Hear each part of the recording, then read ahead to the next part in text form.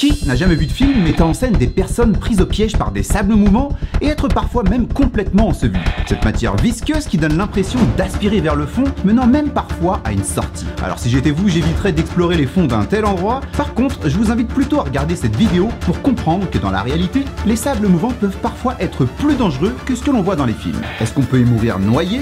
Et comment sortir de ce piège si jamais vous avez la malchance d'y être pris? Bienvenue dans ce tout premier épisode de Comment survivre à du sable mouvant. Majid sur la poire fendue, j'espère que vous allez bien et que vous êtes prêts pour de nouvelles connaissances.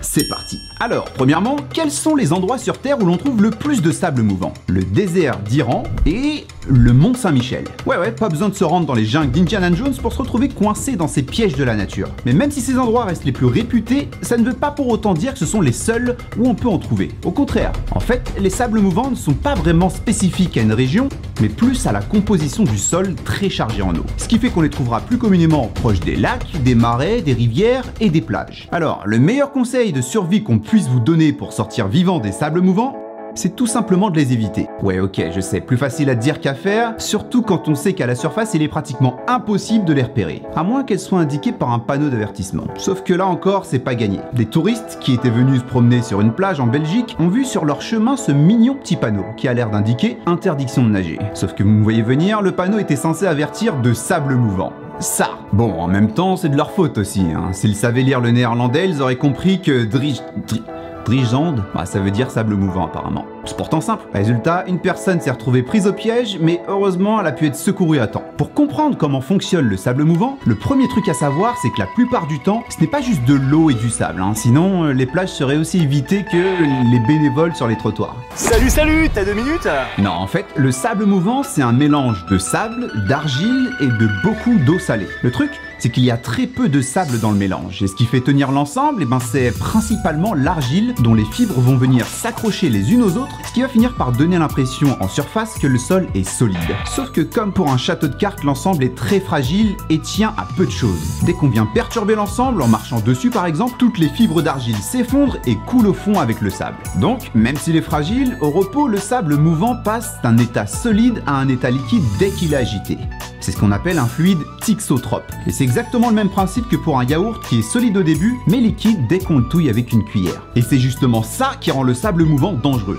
Pas qu'on touille son yaourt avec une cuillère, hein. Mais quand l'argile s'effondre, l'eau monte à la surface, puis l'argile et le sable se déposent au fond. Ce qui explique pourquoi les pieds s'enfoncent de plus en plus profondément. Et une fois dedans, le sable et l'argile qui entourent le pied atteignent une densité telle qu'il devient presque impossible d'en sortir si on n'a pas la technique. Et si vous vous demandez à quel point il est difficile d'en sortir, dites-vous qu'essayer de sortir son pied des sables mouvants revient à devoir exercer une force de 10 000 newtons. Ce qui correspond à la force nécessaire pour soulever une voiture de taille moyenne. Et s'il y en a un qui en est bien conscient, c'est sûrement ce mec, Ryan Osmoon, qui est resté coincé dans des sables mouvants pendant 11 heures. Après une longue randonnée dans le parc national de l'Utah, sa petite amie, Jessica, trébuche et avant même de s'en rendre compte, elle se retrouve prise au piège par des sables mouvants. Ryan essaye de la calmer pour éviter qu'elle ne s'enfonce plus, mais ce qu'il ne savait pas, c'est que lui aussi commençait à être pris au piège. Le temps qu'il réussisse à la libérer, il était trop tard pour qu'il puisse sortir de là. Sans aucun réseau, la seule chose qui restait à Jessica était de laisser Ryan seul, au milieu de nulle part, dans un temps glacial et dans une eau gelée, pour essayer de trouver des secours. À ce moment, Jessica se dit une chose, c'est peut-être la dernière fois qu'elle voit son petit ami vivant. Elle se dit même qu'elle n'arrivera jamais à retrouver son chemin seule, ce qui la fait hésiter à revenir vers Ryan pour vivre ses derniers moments avec lui. Mais après 3 heures interminables de marche, elle finit enfin par trouver des secours à qui il aura fallu encore plusieurs heures de recherche pour retrouver Ryan,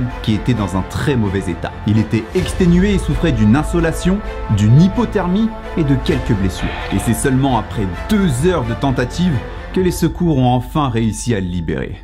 Cette histoire, bien qu'impressionnante, finit pourtant bien et ce n'est pas le cas de tous ceux qui ont été pris dans des sables mouvants. Mais contrairement à ce que les films nous montrent, mourir des sables mouvants ne se passe pas exactement comme ça. Déjà, parce qu'ils ne sont pas sans fond et sont rarement plus profonds que la taille moyenne d'un humain. Et dans le cas où ils le seraient, eh bien ça reste quand même impossible de s'y noyer grâce à la poussée d'Archimède. La poussée d'Archimède, c'est une force verticale qui s'applique à tout objet plongé dans un liquide. Pour la définir, on pourrait dire que c'est une force de pression de l'eau qui pousse l'objet vers le haut plus fortement que celle qui pousse vers le bas. Parce que le sable mouvant est 2 fois plus dense que le corps humain, le sable mouvant nous permet de flotter environ 2 fois mieux que dans de l'eau, ce qui rend impossible de s'y enfoncer plus profondément que jusqu'à son thorax environ. Mais alors pourquoi le sable mouvant est aussi dangereux? Insolation, hypothermie, voire même à la merci des animaux environnants sont quelques-unes des manières de se faire emporter à cause du sable mouvant. Mais la plus connue reste sans doute la noyade. On l'a vu, il est impossible de se noyer dans du sable mouvant grâce à la poussée d'Archimède.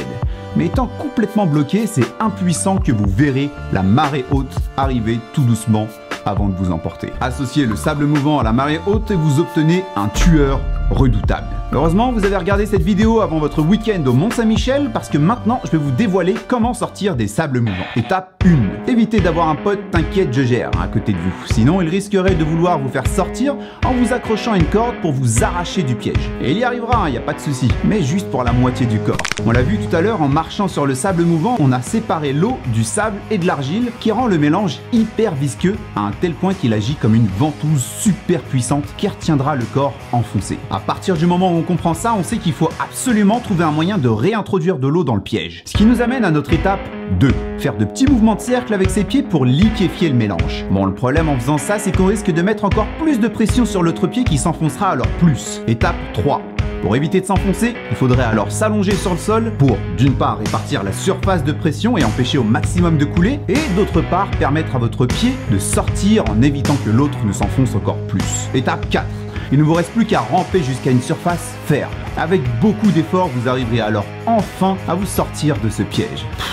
C'est pas passé loin, mais heureusement vous avez pu vous en sortir seul, ce qui n'aurait pas été le cas si vous aviez eu la malchance de tomber dans les sables mouvants secs. Sans doute les sables mouvants les plus redoutables, et pour le coup tout aussi dangereux que ce qu'on voit dans les films. Les sables mouvants secs, contrairement aux humides, sont formés uniquement de grains très fins et d'air. Cet air crée des trous qui fera s'écrouler le tas de sable du dessus au moindre contact. Le pire, c'est qu'ici on oublie la poussée d'Archimède, puisqu'évidemment la densité de l'air est bien trop faible pour nous faire flotter. Dans du sable mouvant sec, on y tombe alors beaucoup plus rapidement et jusqu'à parfois se retrouver complètement enseveli. Si vous êtes seul, il ne vous reste plus qu'à crier à l'aide et prier pour que l'on vous entende. Comme ce qu'a pu connaître un Allemand tombé d'un seul coup dans le silo à grains d'une ferme. Comme dans les pires films d'horreur, à chaque fois qu'il expirait, les grains prenaient plus de place autour de sa poitrine, l'empêchant de plus en plus de respirer. Heureusement pour lui, les secours sont venus à temps avec une idée de génie. Celle de placer un cylindre autour de lui pour aspirer les grains avant de le libérer complètement.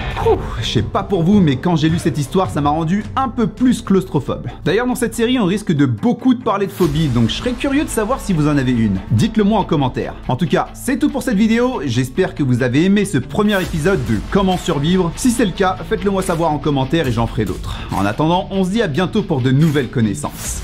Peace!